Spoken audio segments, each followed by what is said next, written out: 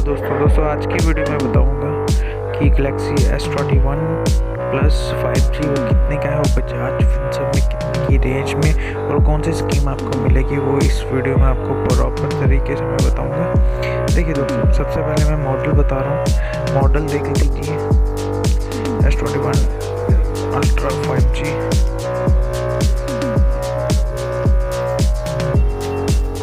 Black colour. देखिए तो S21 ultra 21 12GB RAM 256 रोम।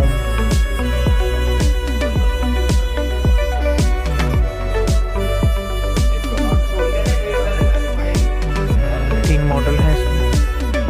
Scheme है इसमें 9-0 और 24-8 स्कीम मिल जाएगी।